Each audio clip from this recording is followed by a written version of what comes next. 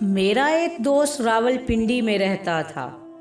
یہ دوست مجھ سے عمر میں سینئر بھی تھا، شادی شدہ بھی اور بال بچوں والا بھی۔ میں سردیوں کے دنوں میں اس سے ملاقات کے لیے راولپنڈی آ گیا۔ ہمارا پروگرام تھا کہ چند دن راولپنڈی رہیں گے، اس کے بعد برف باری دیکھنے کے لیے مری چلے جائیں گے اور میں ایک ہفتہ گزار کر بہاولپور واپس آ جاؤں گا۔ میں 10 گھنٹے کے طویل سفر کے بعد شام کے وقت راولپنڈی پہنچا۔ شہر شدید سردی کی لپیٹ میں تھا۔ میں رکشہ لے کر دوست کے گھر پہنچ گیا۔ اس نے دروازے پر میرا استقبال کیا۔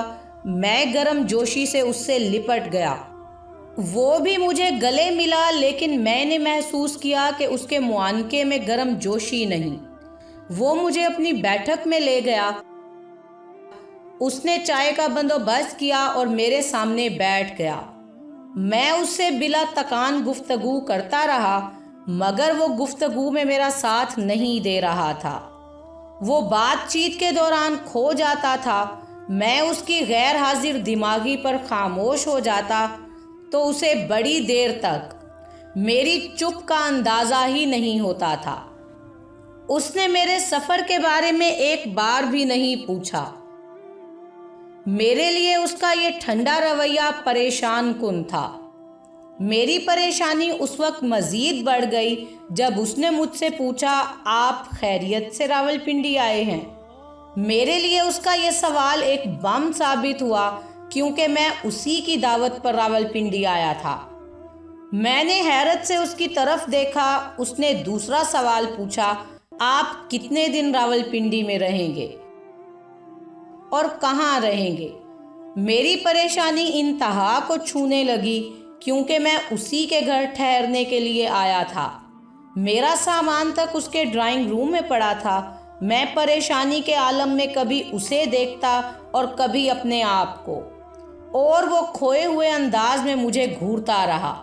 مجھ سے کوئی بات نہ بن پائی تو میں نے جواب دیا، میں ویسے ہی ایک دن کے لیے راولپنڈی آیا ہوں، کل تک واپس چلا جاؤں گا اور ہوٹل میں رہوں گا۔ اس نے اس بات میں سر ہلا دیا اور نہایت روکھے انداز میں کہا، اگر آپ مزید ایک دن رک جائیں تو ہم کھانا اکٹھے کھائیں گے۔ میں نے غصے سے اس کی طرف دیکھا، چائے کا کپ میز پر رکھا، اپنا بیگ اٹھایا اور بیٹھک سے باہر نکل آیا۔ وہ اپنی کرسی پر بیٹھ کر مجھے جاتے ہوئے دیکھتا رہا۔ اس نے مجھے خدا حافظ تک کہنا مناسب نہ سمجھا۔ میں شدید غصے میں تھا۔ وہاں سے میں مری روڈ پر آیا، وہاں ایک سستا سا ہوٹل لیا، نیند کی گولی کھائی اور گہری نیند سو گیا۔ اگلے دن میں بہاولپور واپس آ گیا، مگر مجھے دوست کے اس رویے نے بری طرح سے اندر سے توڑ دیا تھا۔ میں اس شخص کو دنیا کا بدتمیز ترین، غیر مہذب ترین اور مطلبی سمجھنے لگا۔ میں اپنے آپ کو بیوقوف بھی سمجھتا تھا اور اس بیوقوفی پر اپنے اوپر لعن طعن بھی کرتا تھا۔ میں 2-2.5 سال تک اپنے ملنے والوں کو یہ واقعہ سناتا رہا اور لوگ مجھ سے ہمدردی اور اس شخص سے نفرت کرتے رہے۔ آپ بھی اگر اس صورتحال کا تجزیہ کریں تو آپ کو بھی مجھ سے ہمدردی اور اس شخص سے نفرت ہو جائے گی۔ میں طویل عرصے تک اپنے دل میں اس دوست کے خلاف نفرت پال کر پھرتا رہا، لیکن پھر اس نفرت کا عجیب ڈراپ سین ہوا۔ میں یونیورسٹی سے فارغ ہو کر صحافت میں آ گیا اور ایک دن وہ دوست ہمارے ایک مشترکہ دوست کے ساتھ میرے دفتر آ گیا۔ میں اسے دیکھتے ہی غصے سے ابل پڑا، مگر وہ میرے گلے لگا اور نرم آواز میں بولا، آپ اپنے غصے کو چند منٹ کے لیے سائٹ پر رکھ دیں اور میری بات سن لیں۔ اگر اس کے باوجود آپ مجھے غلط سمجھیں تو پھر آپ اپنی نفرت کا سلسلہ جاری رکھ لینا۔ میں نے غصے سے اس کی طرف دیکھا۔ وہ بولا کہ میں اپنے والدین کا اکلوتا بیٹا ہوں۔ میری 6 بہنیں تھیں اور میرے والدین نے میری شادی 20 سال کی عمر میں ہی کر دی۔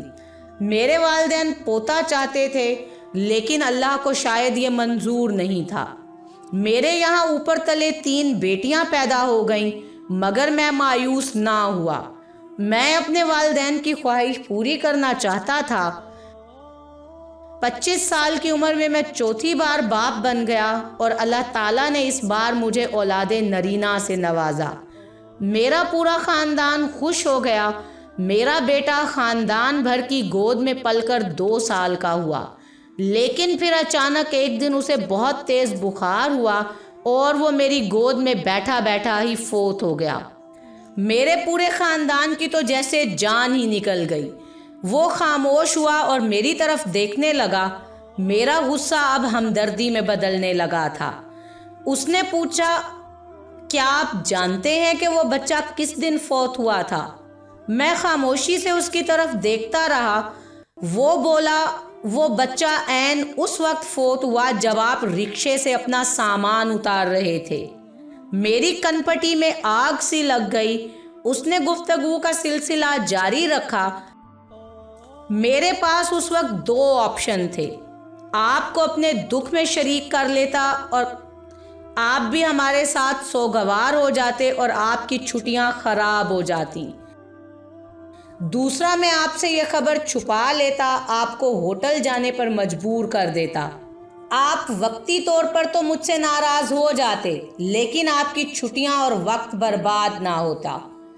मैं दूसरे ऑप्शन पर चला गया। मैंने अपने ख़ानदान से कहा कि मेरा मेहमान आया है, आपके रोने की आवाज़ बैठक तक नहीं आनी चाहिए, मैं उसे वापस भिजवाता हूँ और बाद में हम अपने अजीज़ों और रिश्तेदारों को इत्तला देंगे।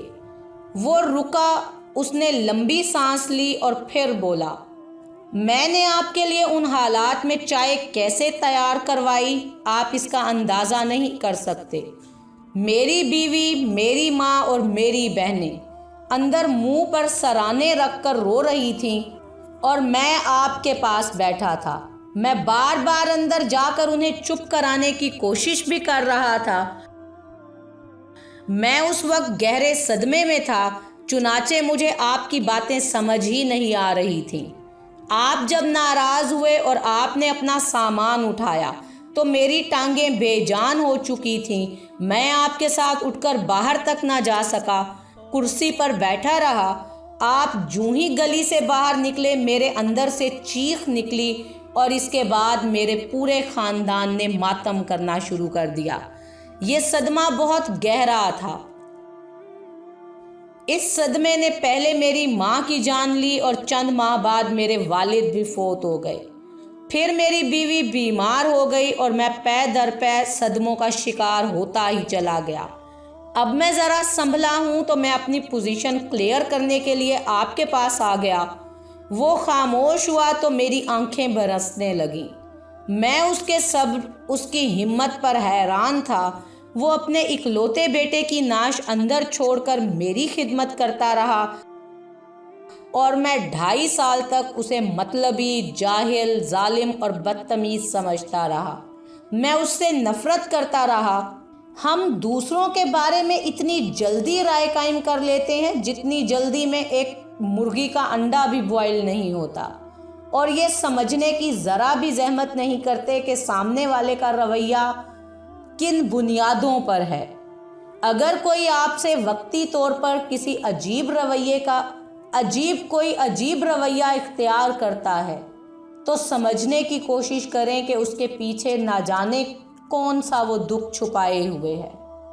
दोस्ती नाम ही हमदर्दी का है, ना कि गलत फहमी का। ज़रा सोचिए।